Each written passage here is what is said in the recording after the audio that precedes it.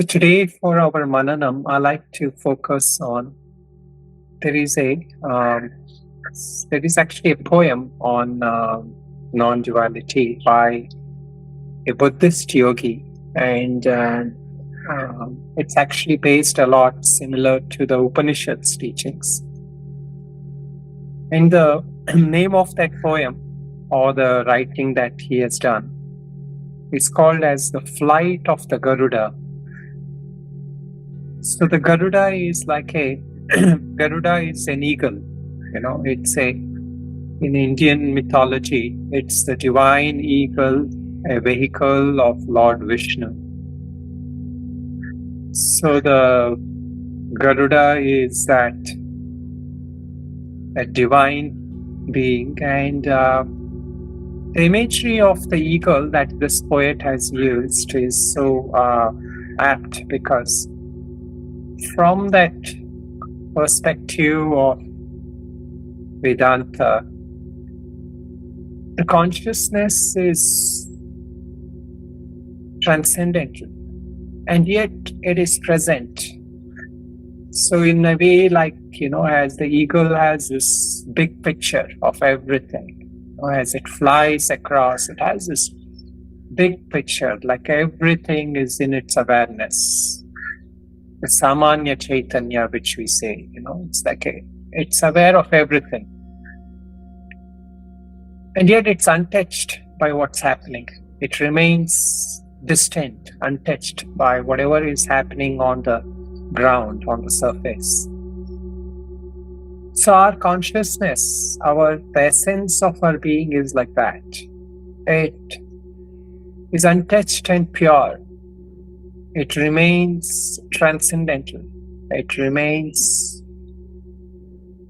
unpolluted by our actions, thoughts, feelings. And yet, just as how the eagle can zoom in and fly down when it sees a bird, and especially they say of Garuda, it had a rivalry towards nagas, the snakes, so it could go down at any time, pick up any snake it saw crawling. So like that, we engage with our body and mind as and when we need to. In fact, the Upanishad says that consciousness is just behind our ears, our mind, our speech, our prana, our energies. And it is the essence of the eyes, ears, nose, mouth, and touch. Shrotrasya shrotam manaso manoyat vacho avacham savu pranasya pranaha shakshushash shakshumati muchya dhiraha pretyasman lokal amrita bhavanti. So this is the Upanishad also endorses this. But today I like to read this little bit, a part of the poem, and as we can contemplate on this. And as he talks about it, he says how close that consciousness is. And we are always occupied with the world, and at the most with our own thoughts and feelings, that we are not able to recognize that essence of this consciousness, which is so close to us. And so he reads these words, and I like to just read out briefly what he says. Emaho, I, the untroubled and carefree renunciate, will now sing this song about the view entitled The Flight of the Garuda. It enables one to swiftly traverse all the levels and paths. And then he goes on to say, in both samsara and nirvana, the renown of the enlightened state is widely heard like thunder throughout the sky. As this always remains within the minds of beings of the six realms, how amazing that one is never separate from it, even an instant. Not knowing that this state is within oneself, how amazing that one searches for it elsewhere. although it is clearly manifest like the radiant disk of the sun. How amazing that so few see it.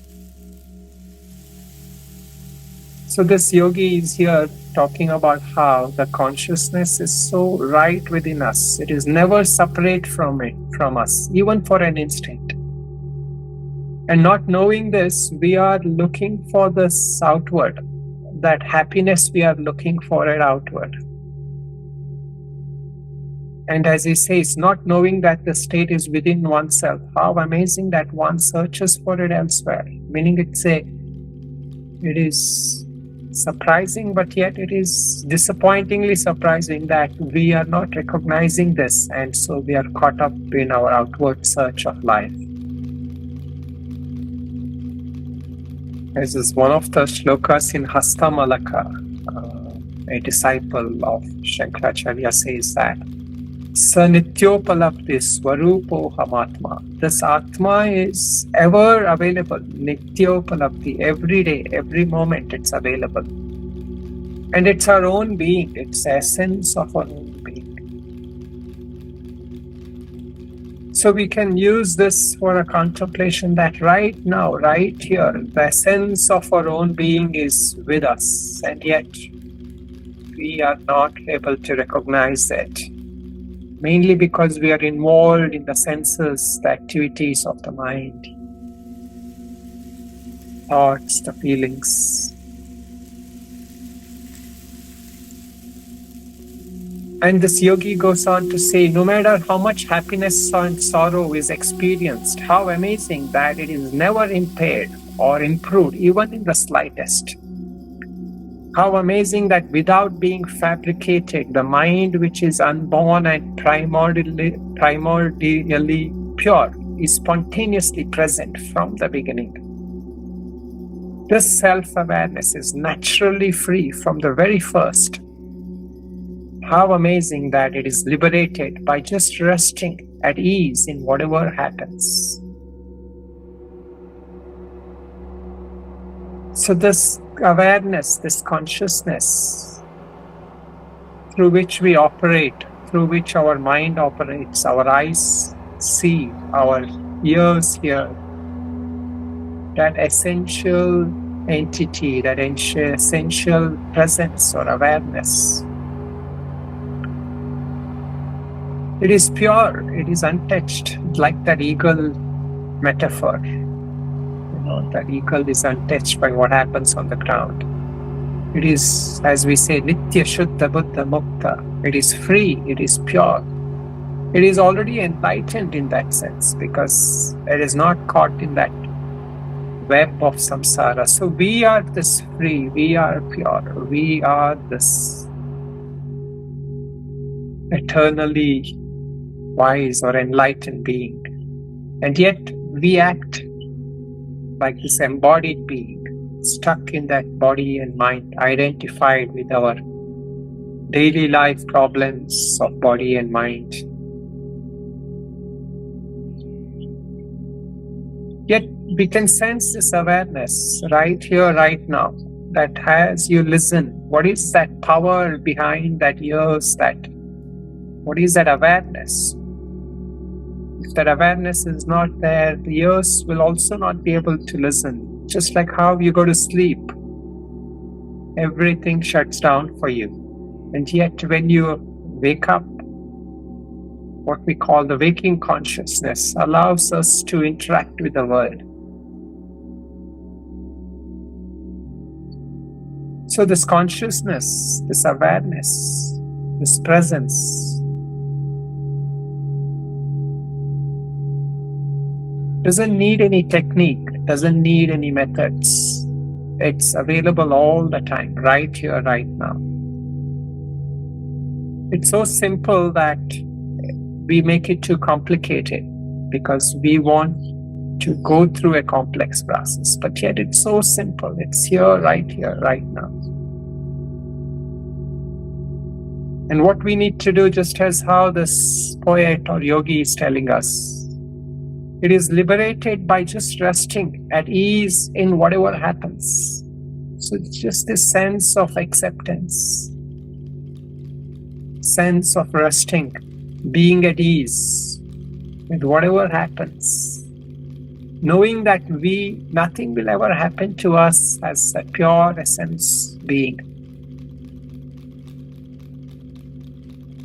You had a fall when you were 10 years old, and that awareness never got affected. The body might have got affected. There might be a scar on the body. But that awareness, you are still that same. You didn't change in that sense of awareness. And that is that Atma, that consciousness, that presence.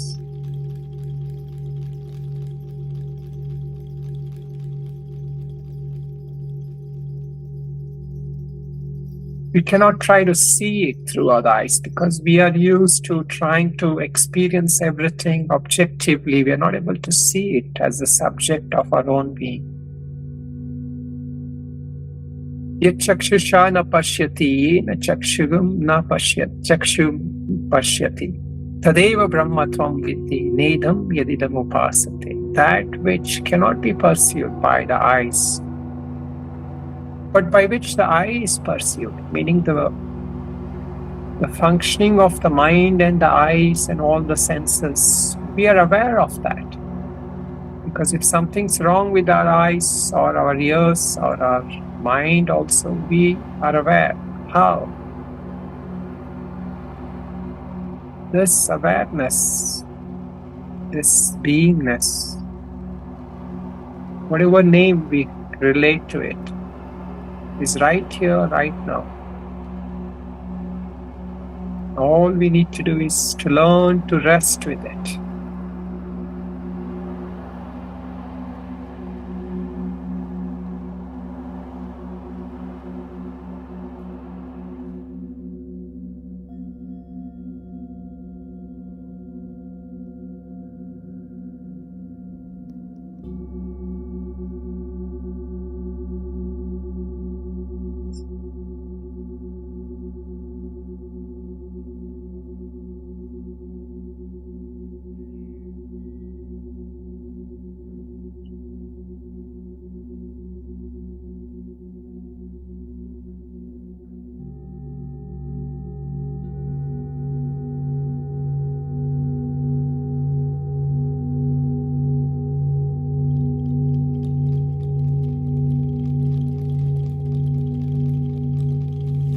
When we recognize this awareness, it's like meeting an old friend after a long time, a close, dear friend. That essence of that friendship you feel throbbing in your heart.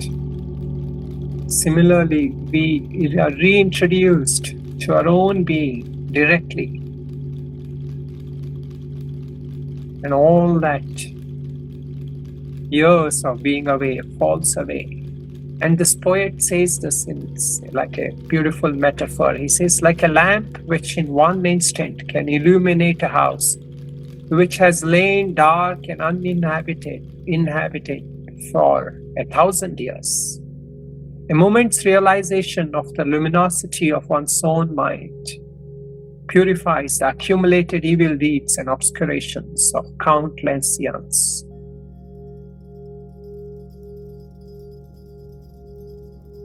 Many of the Upanishads says that like a moment the light comes in that cave which has been dark for thousands of years, it's as though that darkness was never there. Similarly, when we realize the essence of a true being, all the identifications we have with the world, with our body, mind, and environment, those false identifications will never hold strongly to us.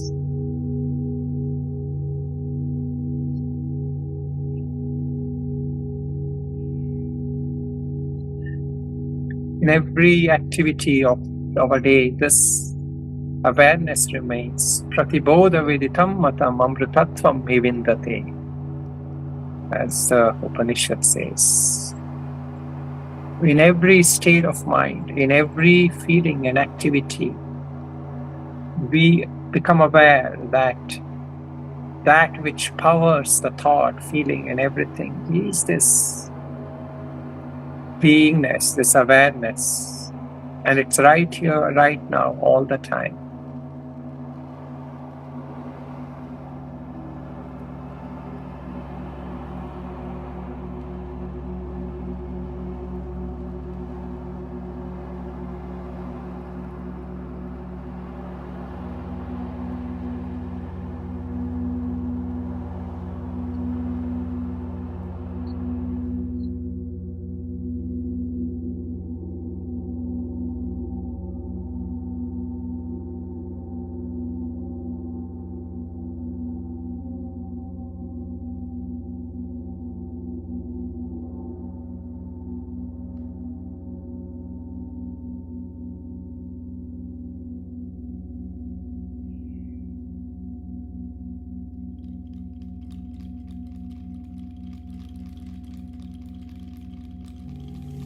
So for the last couple of minutes, let us just rest in that awareness and bring a thought of gratitude, a thought of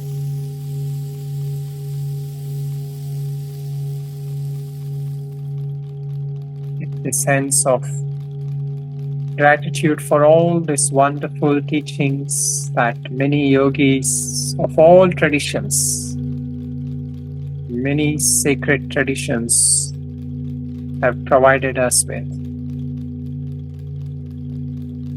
And we connect to that Guru who is the essence of our own being, who manifests as so many different ways, through the teachings, through the teacher, and through that every pure, positive, uplifting thought in our own minds. Return to that Guru with a sense of sacred reverence, gratitude, devotion.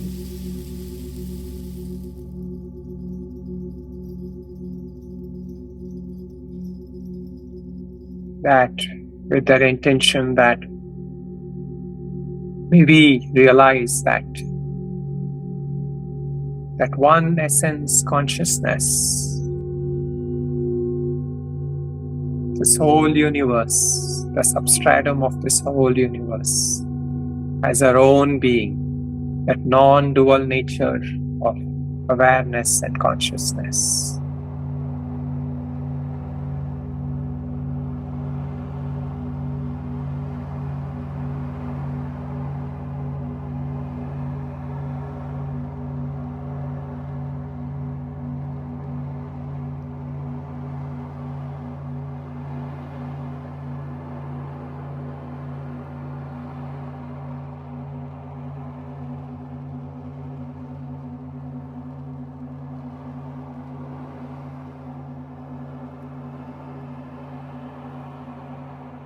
And let us just say a closing prayer. Om Vasato Ma Sadgamaya Tamaso Ma Jyotirgamaya Mrityorma Amritam Gamaya. Om Shanti Shanti Shanti.